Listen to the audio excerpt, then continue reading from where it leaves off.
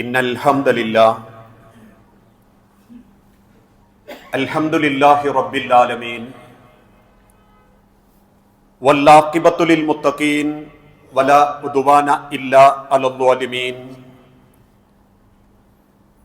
വഉസല്ലി വഉസല്ലിമു അലാ അശ്റഫിൽ അംബിയാഇ വൽ മുർസലീൻ നബിയിനാ മുഹമ്മദിൻ വഅലാ ആലിഹി വഅസ്ഹാബിഹിൽ ഫായിസീന ബിരില്ലാഹ് اللهم صل على محمد وعلى آل محمد كما صليت على إبراهيم وعلى آل إبراهيم وبارك على محمد وعلى آل محمد كما باركت على إبراهيم وعلى آل إبراهيم إنك حميد مجيد أعوذ بالله من الشيطان الرجيم بسم الله الرحمن الرحيم يا أيها الذين آمنوا اتقوا الله حق تقاته ولا تموتن إلا وأنتم مسلمون يا أيها الناس اتقوا ربكم الذي خلقكم من نفس واحدة وخلق منها زوجها وبث منهما رجالا كثيرا ونساء واتقوا الله الذي تساءلون به والأرحام إن الله كان عليكم رقيبا بسم الله الرحمن الرحيم يا بني آدم قد أنزلنا عليكم لباسا يواري سوآتكم وريشا ولباس التقوى ذلك خير ذلك من آيات الله لعلكم يذكرون رب اشرح لي صدري ويسر لي أمري സ്നേഹാദരണീയരായ സത്യവിശ്വാസി വിശ്വാസിനി സഹോദരങ്ങളെ, സർവലോക രക്ഷിതാവായ അള്ളാഹുവിന്റെ നിയമങ്ങളും നിർദ്ദേശങ്ങളും അന്ത്യപ്രവാചകൻ മുഹമ്മദ് മുസ്തഫ റസൂലുള്ളാഹി സല്ലല്ലാഹു അലൈഹി വസല്ലമയുടെ ജീവിതചര്യകളും സ്വന്തം ജീവിതത്തിന്റെ എല്ലാ രംഗത്തും അള്ളാഹുവിനെ സ്നേഹിച്ച് ജീവിക്കണമേ എന്ന് ആദ്യമായി ഉണർത്തുകയാണ്, വസിയത്ത് ചെയ്യുകയാണ്. ഇന്ന് ലോകത്ത് ഒളിഞ്ഞും തെളിഞ്ഞും ഇസ്ലാമിനെതിരെ പല ആരോപണങ്ങളും ശത്രുക്കൾ ഉന്നയിക്കാറുണ്ട്. ആ ആരോപണങ്ങളിൽ എക്കാലഘട്ടത്തിലും മുസ്ലിം സമൂഹത്തിന്റെ ഉള്ളിലുള്ള ആളുകളും മുസ്ലിം സമൂഹത്തിന്റെ പുറത്തുള്ള ശത്രുക്കളും ഒരുമിച്ച് ആരോപിക്കുന്ന ഒരു വിഷയമാണ് ഇസ്ലാമിലെ വസ്ത്രധാരണം എന്നുള്ളത്.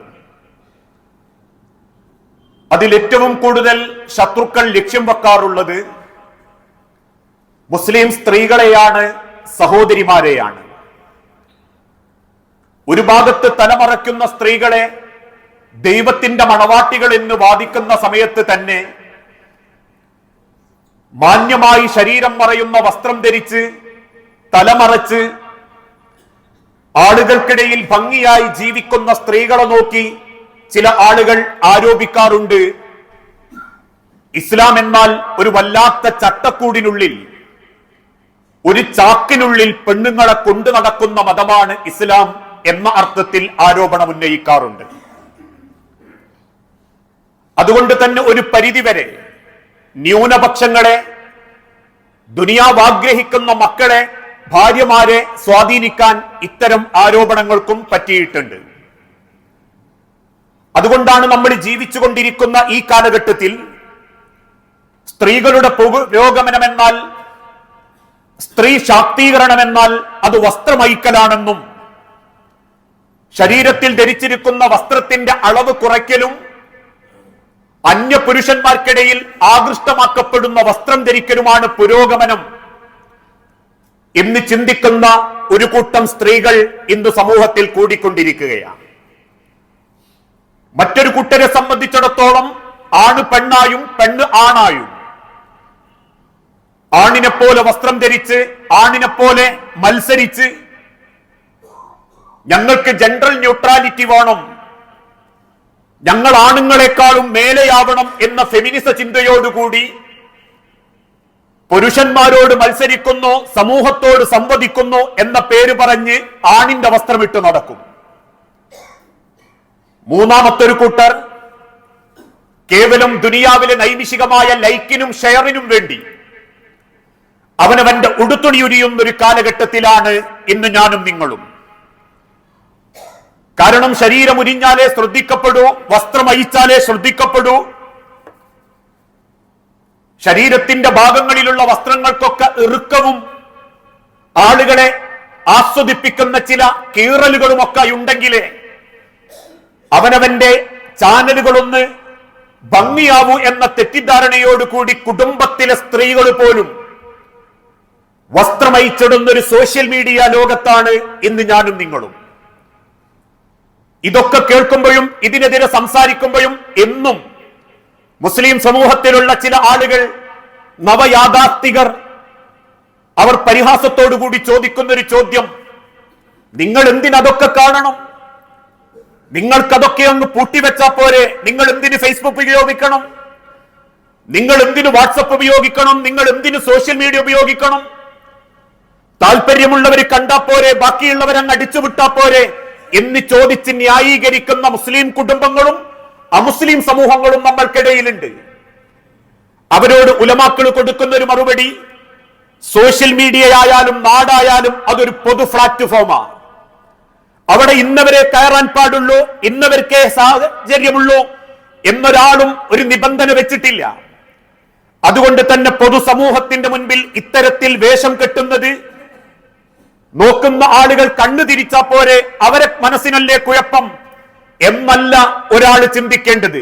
എന്നിട്ട് അവരുപമിച്ചു, ഒരു നാട്ടിലെ പൊതുസമൂഹത്തിൽ വന്ന് വിസർജിച്ചു വെച്ചവര് ഒരു അങ്ങാടിയിൽ വിസർജിച്ചു വെച്ചിട്ട് അതാരും മണക്കരുത്, താല്പര്യമുള്ളവര് മണത്താ മതി എന്ന് പറയുന്നവരെ പോലെയാ മാന്യമായി വസ്ത്രം ധരിക്കാതെ അങ്ങാടിയിലിറങ്ങി അല്ലെങ്കിൽ സോഷ്യൽ മീഡിയയിൽ ഇറങ്ങി സൗകര്യമുള്ളവർ കണ്ടാ മതി, അല്ലാത്തവർ സ്കിപ്പടിക്കട്ടെ എന്ന് വാദിക്കുന്ന ദുഷ്ട മനസ്സുള്ള വ്യക്തികൾ. അതുകൊണ്ട് തന്നെയാണ് 1400 വർഷങ്ങൾക്ക് മുൻപ് അള്ളാഹുവിന്റെ ഹബീബായ പ്രവാചകൻ സല്ലല്ലാഹു അലൈഹി വസല്ലമ ഇസ്ലാമിലെ ആ വസ്ത്രധാരണത്തെ പറ്റി കൃത്യമായി ബോധ്യപ്പെടുത്തിയിട്ടുണ്ട്. ഇന്ന് വസ്ത്രമായിരുന്നു ഏറ്റവും ഭംഗി എന്ന് സമൂഹം തിരിച്ചറിയുമ്പോൾ അത്തരത്തിലുള്ള ചിന്തകളിലേക്ക് നമ്മളെ മക്കളെയും സമൂഹത്തെയും എത്തിക്കുക എന്നുള്ളത് ഇന്നേറെ ശ്രമകരമായ ഒരു കാര്യമായി മാറിക്കൊണ്ടിരിക്കുകയുമാണ്. വിശുദ്ധ ഖുർആനിന്റെ വെളിച്ചത്തിൽ അള്ളാഹുവിന്റെ തിരുദൂതൻ ഒരിക്കൽ ഓർമ്മപ്പെടുത്തി, അന്ത്യനാളിന്റെ അടയാളത്തിൽപ്പെടുന്ന ഒരടയാളം ഈ സമൂഹത്തിൽ നിന്നും ലജ്ജ ഉയർത്തപ്പെടും. ആളുകൾക്ക് ലജ്ജയുണ്ടാവാതായി പോകും. അയ്യേ നാണക്കേടല്ലേ എന്ന് ചിന്തിക്കുന്ന ഒരു കുറ്റബോധം പോലും ആളുകൾക്കില്ലാതാവും. എന്നിട്ട് അള്ളാഹുവിന്റെ ഹബീബ നബിത്തങ്ങൾ ഓർമ്മപ്പെടുത്തി, അൽ ഈമാൻ ബിൽഉം വസബഊന ശുഅബ, ഈമാൻ എന്നാൽ 70 പരം ശാഖകൾ ആ ഈമാനുണ്ട്. ഈമാൻ എന്നാൽ 5 വക്ത് നമസ്കരിക്കലും വിശുദ്ധ ഖുർആൻ ഓതലും ഹജ്ജ് ചെയ്യലും ഇത് മാത്രമല്ല ഈമാൻ. അഫ്ദലുഹാ ഖൗലു ലാ ഇലാഹ ഇല്ലല്ലാഹ്, ഏറ്റവും ശ്രേഷ്ഠം അല്ലാഹുവിനെ മാത്രം ആരാധിക്കലാണെങ്കിൽ വ അദ്നാഹ, അതിന്റെ ഏറ്റവും അവസാനത്തെ ഈമാനിന്റെ ലക്ഷണം ഇമാത്തത്തുൽ അദാ അനി ത്വരീഖ്, ഒരു വഴികളിൽ നിന്ന് ആ വഴി പ്രയാസം നീക്കി ആളുകൾക്ക് എളുപ്പമാക്കി കൊടുക്കല. എന്നിട്ട് അല്ലാഹുവിന്റെ തിരുദൂതൻ പഠിപ്പിച്ചു, അൽ ഹയാഉ, ലജ്ജ ശുഅബത്തു മിനൽ ഈമാൻ, അത് ഈമാനിന്റെ ഭാഗമാണെന്ന് വിശുദ്ധ ഖുർആനിന്റെ വെളിച്ചത്തിൽ അള്ളാഹുവിന്റെ തിരുദൂതൻ പഠിപ്പിച്ചു. അതുകൊണ്ട് തന്നെ ഒരു വിശ്വാസിയാണോ, ദൈവത്തെ ആഗ്രഹിക്കുകയും റബ്ബിന്റെ സ്വർഗം ആഗ്രഹിക്കുകയും ചെയ്യുന്നവരാണോ, അവർ അവരുടെ വസ്ത്രത്തിൽ ചില ശ്രദ്ധകൾ കാണിക്കേണ്ടതുണ്ട്. അണിഞ്ഞൊരുങ്ങുന്നവരും ആളുകൾക്ക് മുൻപിൽ ശരീരം പ്രദർശിപ്പിക്കുന്നവർക്കും അവരുടേതായ ധാരണകൾ ഉണ്ടാവാം. പക്ഷെ ഒരു വിശ്വാസിയാണെങ്കിൽ നാളെ മരണപ്പെടേണ്ടതാണെന്ന പൂർണ്ണ ബോധ്യത്തോടുകൂടി റബ്ബിന്റെ ആഹാരം എന്ന ലോകത്തെ പറ്റി ചിന്തിക്കുന്നവരാണെങ്കിൽ അതാണാവട്ടെ, പെണ്ണാവട്ടെ, മക്കളാവട്ടെ, ഭാര്യയാവട്ടെ, അവർക്കെല്ലാം ഇസ്ലാം കൃത്യമായ ഒരു ശ്രദ്ധ വസ്ത്രത്തിന്റെ കാര്യത്തിൽ സമൂഹത്തെ പഠിപ്പിച്ചിട്ടുണ്ട്. കാരണം വസ്ത്രം അള്ളാഹുവിന്റെ അനുഗ്രഹമാണ്.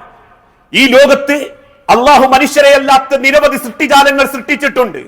ഇവിടെ മൃഗങ്ങളുണ്ട്, പക്ഷികളുണ്ട്, ആഴക്കടലിൽ ജീവിക്കുന്ന മത്സ്യങ്ങളുണ്ട്, കണ്ണുകൊണ്ട് കാണാൻ സാധ്യമല്ലാത്ത ചെറുപ്രാണികളുണ്ട്, സസ്യങ്ങളുണ്ട്, മലകളുണ്ട്. ഇങ്ങനെ ലോകത്ത് സൃഷ്ടിക്കപ്പെട്ട മനുഷ്യരല്ലാത്ത ഒരു വസ്തുക്കളും വസ്ത്രം ധരിച്ചിട്ടില്ല. ലോകത്ത് ഇന്ന് വരെ ഒരു മൃഗവും വസ്ത്രം ധരിക്കുന്നത് ഒരു നിയമമാക്കിയിട്ടില്ല. പക്ഷികൾക്ക് വസ്ത്രം നിർബന്ധമാക്കിയിട്ടില്ല.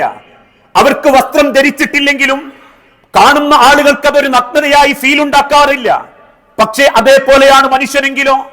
അതുകൊണ്ട് റബ്ബോർമ്മപ്പെടുത്തി, ലോകത്ത് അല്ലാഹു നിങ്ങൾക്ക് തന്ന അനുഗ്രഹമാണ് വസ്ത്രം.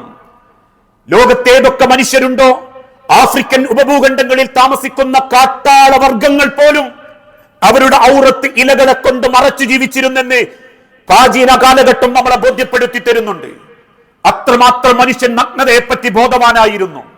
ആ നഗ്നതയെ മറയ്ക്കാൻ ഇസ്ലാം എക്കാലഘട്ടത്തിലും കൽപ്പിച്ചിരുന്നു.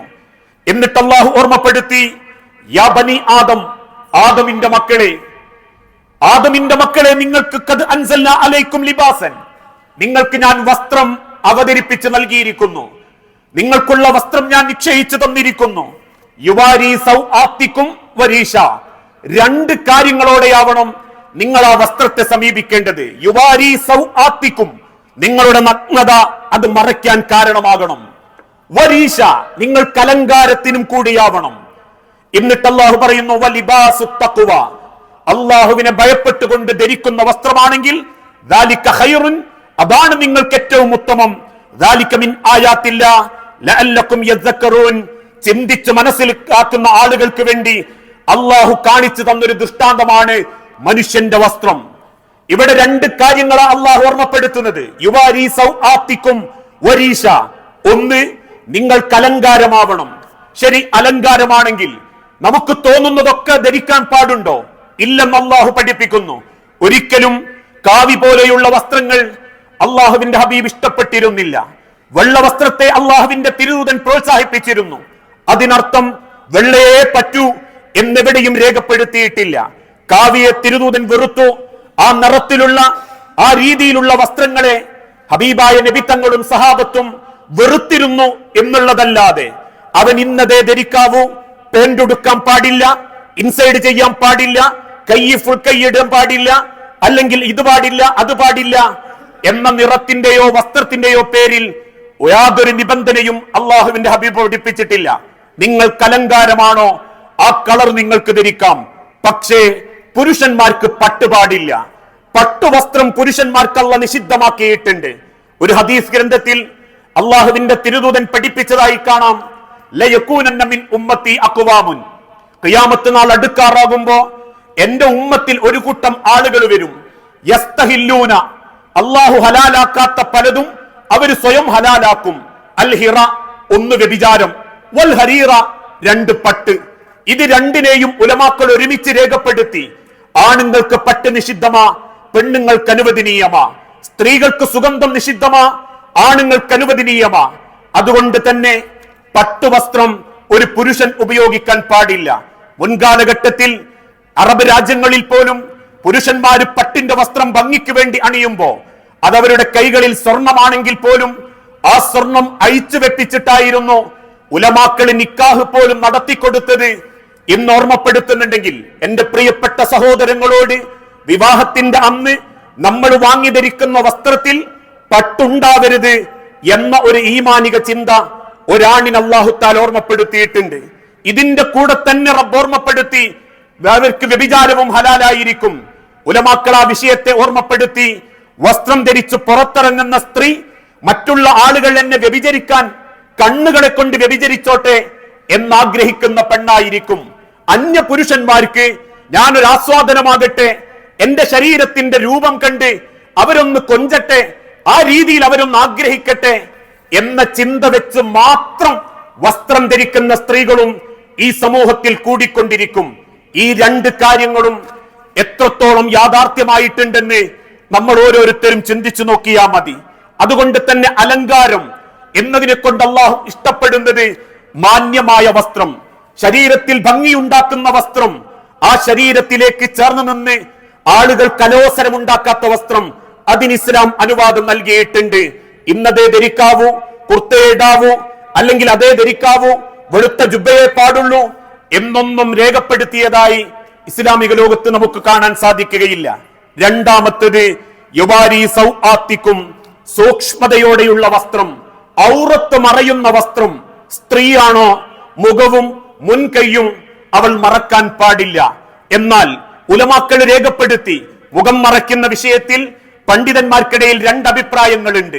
ഒരു സ്ത്രീക്ക് എന്റെ മുഖം മറ്റൊരാളെ കാണിക്കുന്നത് ഇഷ്ടമില്ല, അവൾക്ക് സ്വയം മറയ്ക്കാൻ താല്പര്യമുണ്ടെങ്കിൽ അവൾ മറച്ചോട്ടെ, ഒരിക്കലും നിങ്ങൾ അതിനെ ആക്ഷേപിക്കാനോ കുറ്റപ്പെടുത്താനോ അത് പറച്ചു ചീന്തി മാറ്റാനോ നിങ്ങൾക്ക് അവസരമില്ല.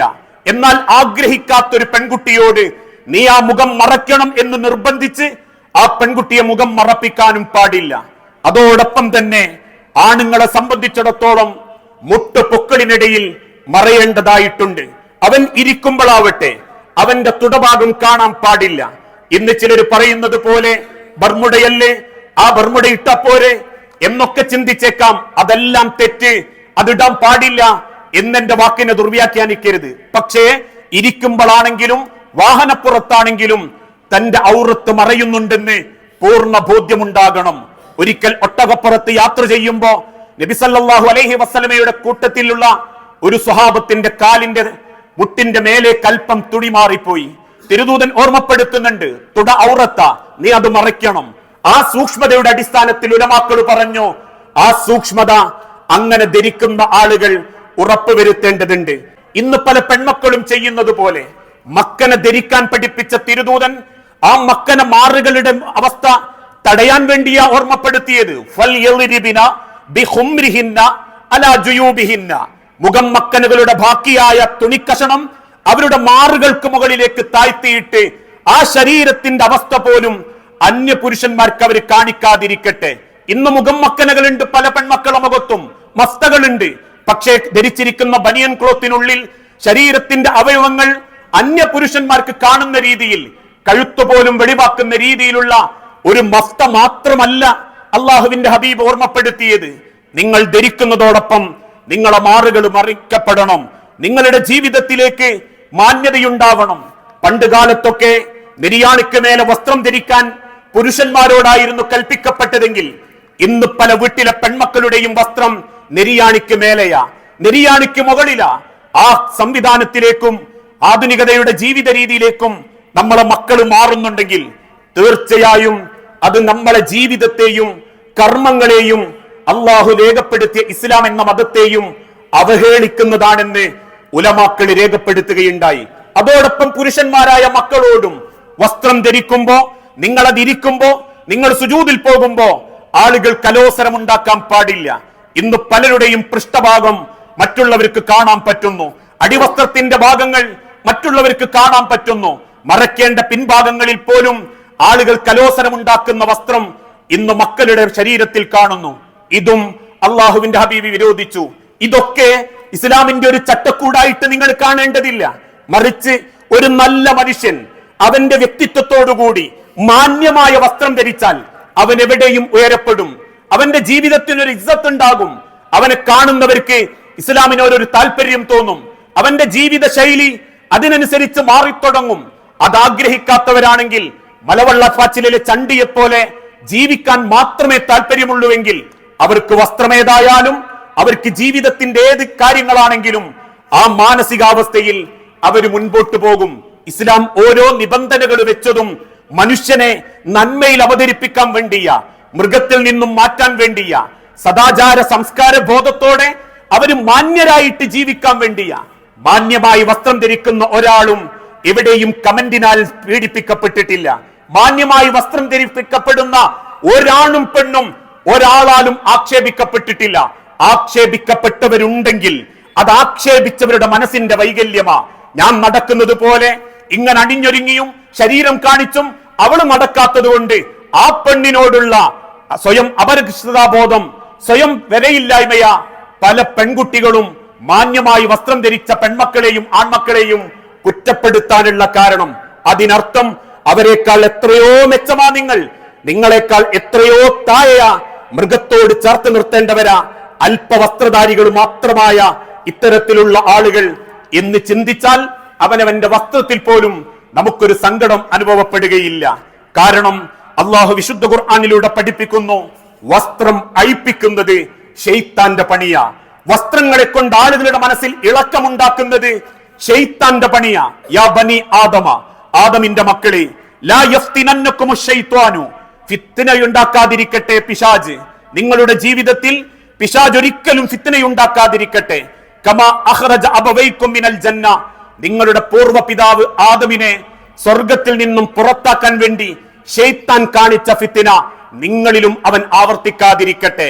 യൻസിഉ, അവൻ എടുത്തു കളഞ്ഞു, നീക്കിക്കളഞ്ഞു, അൻഹുമാ ലിബാസഹുമാ, ആദമിന്റെയും ഹവ്വയുടെയും വസ്ത്രം ഊരിക്കളഞ്ഞ് അല്ലെങ്കിൽ എടുത്തു കളഞ്ഞ് അവരുടെ ജീവിതത്തിൽ പ്രയാസം സൃഷ്ടിച്ച പിശാചിന്റെ പണിയാണ് വസ്ത്രം അഴിപ്പിക്കുക, അല്ലെങ്കിൽ മാന്യതയില്ലാത്ത വസ്ത്രം ധരിപ്പിച്ച് സമൂഹത്തിൽ ഇറക്കുക എന്നുള്ളതെന്ന് അള്ളാഹു വിശുദ്ധ ഖുർആനിലൂടെ പഠിപ്പിക്കുന്നു.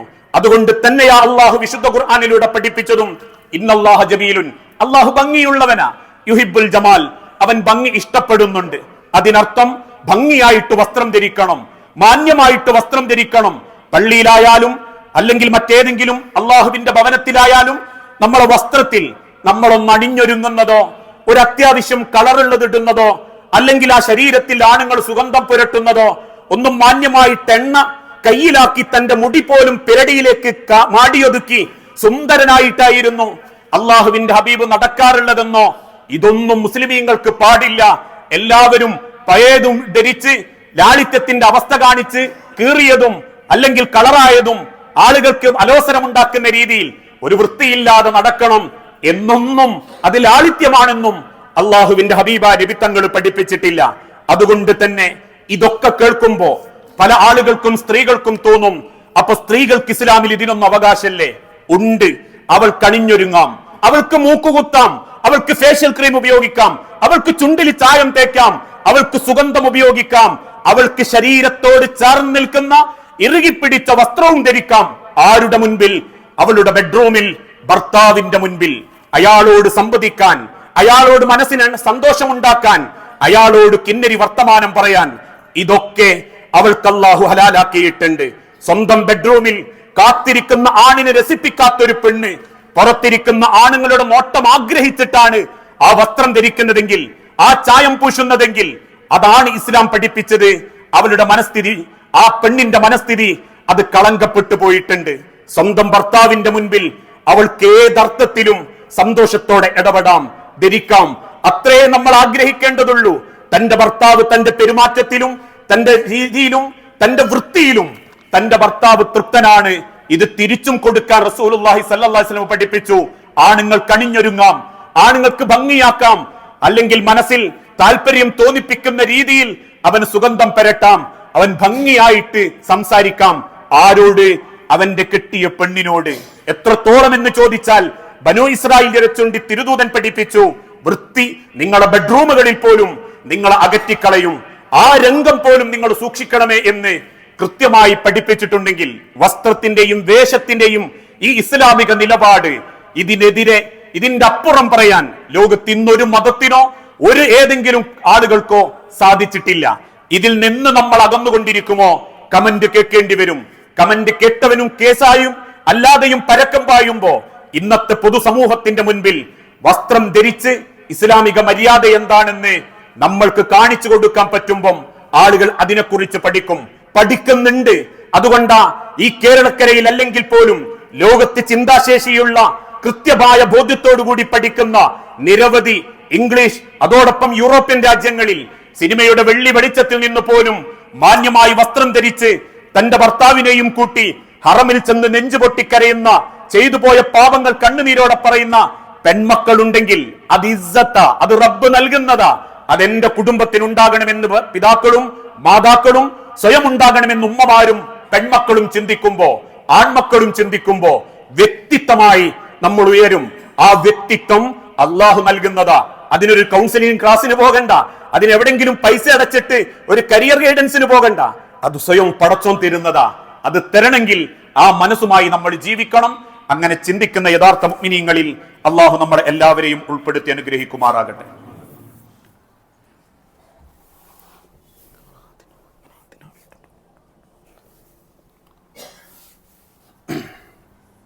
അൽഹംദുലില്ലാഹ് വസ്സലാത്തു വസ്സലാമു അലാ റസൂലിൽ അമീൻ വഅലാ ആലിഹി വഅസ്ഹാബിഹി അജ്മഈൻ അമ്മാ ബഅദ്.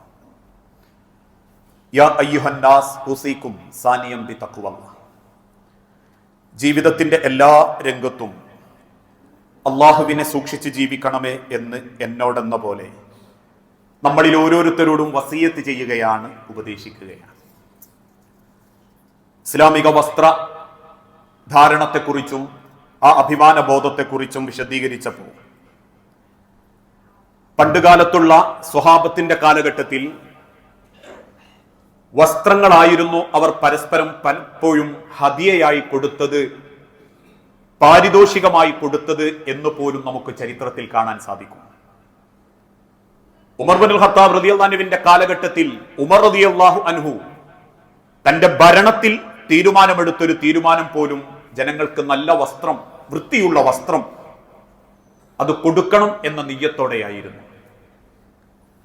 അതുകൊണ്ട് തന്നെ പിൻകാലഘട്ടത്തിലുള്ള സഹാബാക്കൾ പോലും പരസ്പരം ഹദിയ കൊടുക്കുമ്പോൾ അത് അള്ളാഹുവിന് ഇഷ്ടപ്പെട്ട, ശരീരം മറയുന്ന മാന്യമായ വസ്ത്രമായിരുന്നു എന്ന് നമുക്ക് കാണാൻ സാധിക്കുമ്പോൾ അവനവന്റെ ഭാര്യമാർക്കും അവനവന്റെ പെൺമക്കൾക്കും വസ്ത്രമെടുക്കുന്ന സമയത്ത് ഒരു ഹദിയ എന്ന മനസ്സോടുകൂടി ആ വിഷയത്തെ കണ്ട് അവര് ധരിക്കുന്ന വസ്ത്രം എനിക്കൊരിക്കലും ചോദ്യം ചെയ്യപ്പെടാനാവരുത് എന്നോരോ വാപ്പയും ഉമ്മയും ചിന്തിക്കുമ്പോഴാണ് നമ്മളെ വസ്ത്രവും നമ്മളെ കുടുംബവും അള്ളാഹുവിന്റെ ദീനിലേക്ക് ചേർന്ന് നിൽക്കാൻ സാധിക്കുക.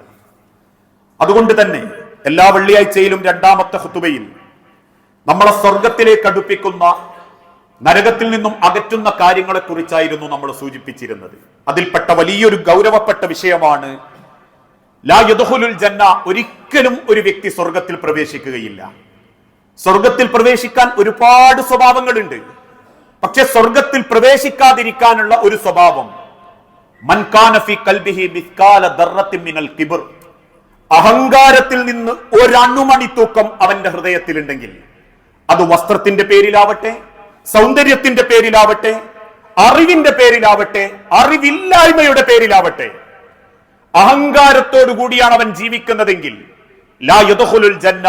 അവൻ എത്ര വലിയ ഇബാദത്തുകാരനാണെങ്കിലും ആ സ്വഭാവക്കാരൻ അള്ളാഹുവിന്റെ സ്വർഗത്തിൽ ഉണ്ടാവുകയില്ല. സഹാബത്ത് ചോദിച്ചു, നബിയെ, എന്താണ് കിബർ? ആളുകൾക്കിടയിൽ വേഷം കെട്ടി നടക്കുന്ന പവർ കാണിക്കലാണോ? ഒരു സ്വയം പൊങ്ങിയായിട്ട് അഹങ്കരിക്കലാണോ? എന്താണ് റസൂലെ കിബർ എന്ന് പറഞ്ഞാൽ? അങ്ങനെയുള്ളൂ ചിലർക്ക് ധാരണ. തിരുദൂതൻ തിരിച്ചോർമ്മപ്പെടുത്തി, അൽ കിബ്റു, അഹങ്കാരം എന്നാൽ ബത്തറുൽ ഹഖ്, സത്യത്തെ നിരാകരിക്കല. ആദം നബി അലൈഹിസ്സലാത്തു വസ്സലാമക്ക് കൊടുത്ത സത്യം അംഗീകരിക്കാതെ പിഴവിലാക്കിയ പിശാചിന്റെ സ്വഭാവം. ഒരു സത്യം ബോധ്യപ്പെട്ടാലും ആ സത്യത്തെ അംഗീകരിക്കാതെ ജീവിക്കുന്നത് കിബറിന്റെ അടയാളമാണ്. വഗംതുന്നാസ്, അതോടൊപ്പം ജനങ്ങളെ ഒരു പുച്ഛന്മാരായിട്ട് കാണുക.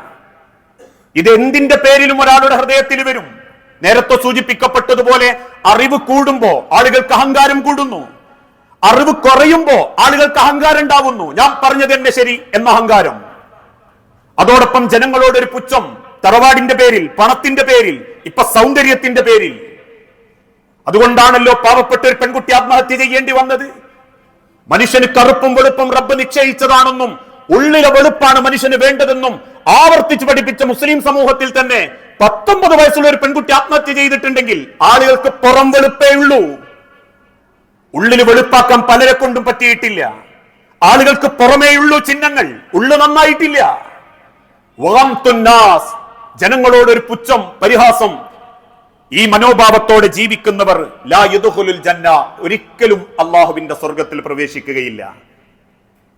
അതുകൊണ്ട് തന്നെ അള്ളാഹുവിന്റെ സ്വർഗം വേണമെങ്കിൽ ഈ ദുനിയാവിൽ അള്ളാഹുവിനെ സ്നേഹിച്ച് ജീവിക്കുന്ന ഒരു മനസ്സുണ്ടാവണം.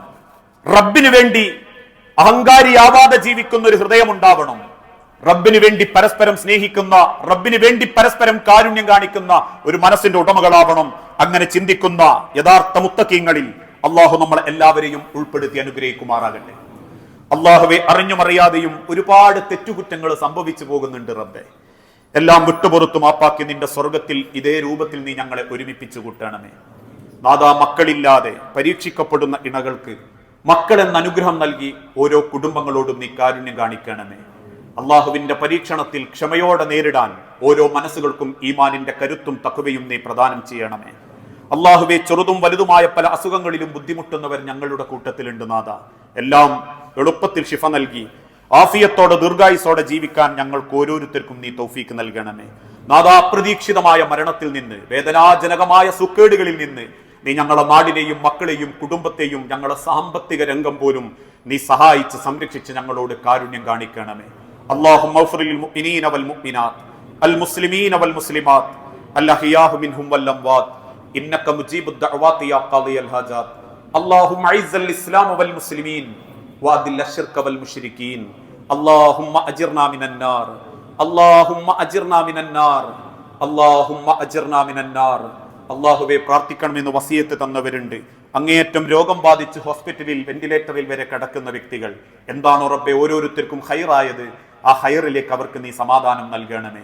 മരിച്ചുപോയ ഞങ്ങളുടെ സഹോദരി സഹോദരന്മാർ, മാതാപിതാക്കൾ, മക്കൾ, ഭാര്യമാർ, ഭർത്താക്കന്മാർ എല്ലാവരുടെയും ഖബർ നീ വിശാലമാക്കുകയും അവരെയും ഞങ്ങളെയും ജന്നാത്തുൽ ഫിർദൗസിൽ ഒരുമിപ്പിച്ചു കൂട്ടുകയും ചെയ്യണമേ.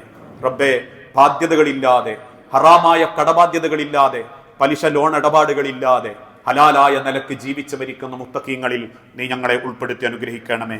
റബ്ബന ആതിനാ ഫിദ്ദുനിയ ഹസന വഫിൽ ആഖിറതി ഹസനത വഖിനാ അദാബന്നാർ.